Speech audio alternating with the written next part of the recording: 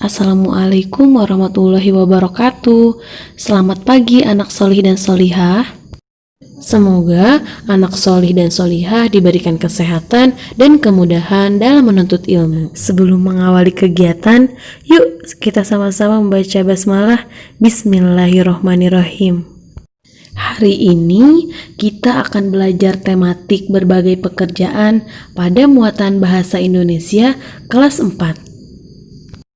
Di dalam sebuah cerita atau dongeng tentunya akan memiliki suatu unsur yang disebut dengan unsur cerita. Unsur cerita adalah unsur yang mempengaruhi terbentuknya sebuah cerita. Sebuah cerita, jika dipahami secara mendalam, maka akan dijumpai di dalamnya terdapat unsur-unsur penting sebagai penyusun sebuah cerita. Unsur cerita ini terbagi ke dalam dua jenis. Yang pertama ada unsur intrinsik dan yang kedua unsur ekstrinsik. Dalam pengertiannya, unsur intrinsik adalah unsur yang menyusun sebuah cerita dari dalam cerita tersebut. Unsur intrinsik pada sebuah cerita meliputi tema, tokoh, latar atau setting, alur, pesan moral atau amanat, dan juga sudut pandang. Tema merupakan gagasan atau ide yang mendasar dari suatu cerita. Kemudian amanat adalah pesan moral atau pesan positif yang ingin disampaikan pengarang melalui cerita. Yang ketiga tokoh. Tokoh adalah orang, binatang, atau benda yang diinsankan untuk menjalani peristiwa dalam berbagai peristiwa cerita. Yang keempat, latar atau setting adalah segala petunjuk, keterangan, acuan yang berkaitan dengan ruang, waktu, suasana, dan situasi sosial terjadi peristiwa.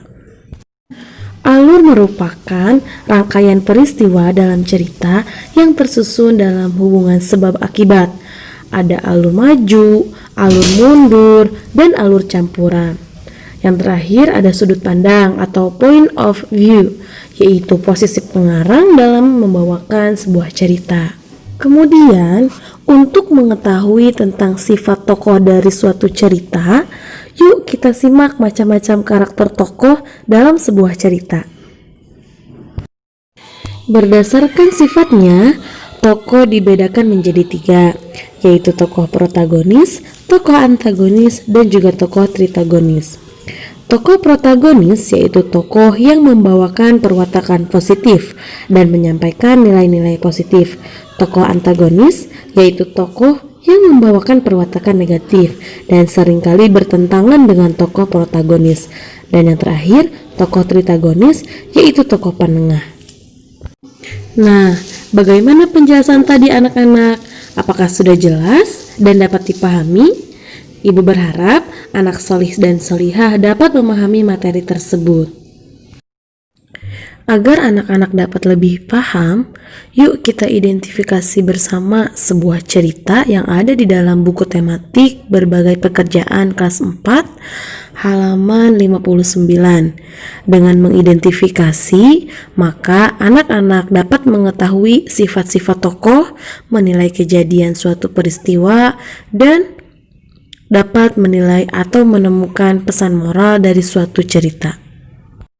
Silahkan anak-anak baca dan pahami teks bacaan berikut.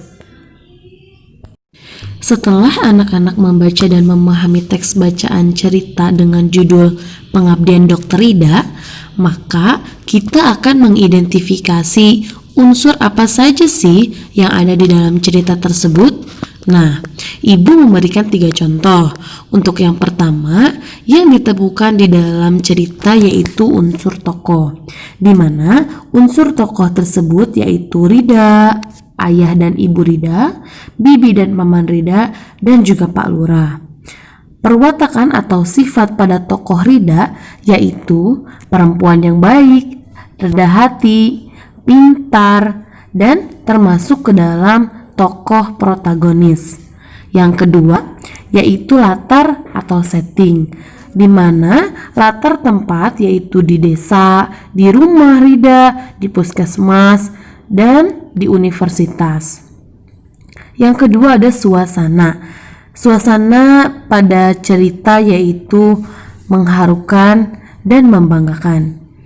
Latar waktu dalam cerita yaitu saat ia kecil, berbulan-bulan, dan setiap akhir pekan.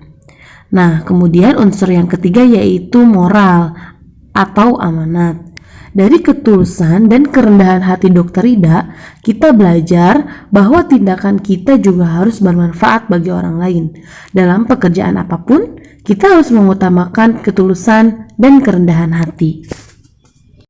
Nah, sekarang kalian coba kembali buka buku dan bacalah sebuah dongeng yang terdapat di dalam buku tematik berbagai pekerjaan kelas 4 halaman 78 sampai dengan 80.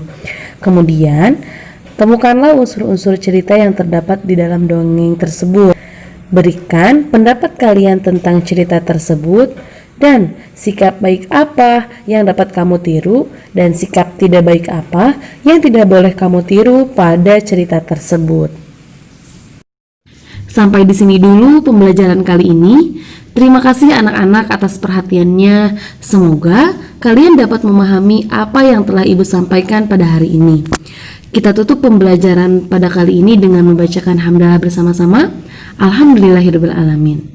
Terima kasih. Wassalamualaikum warahmatullahi wabarakatuh.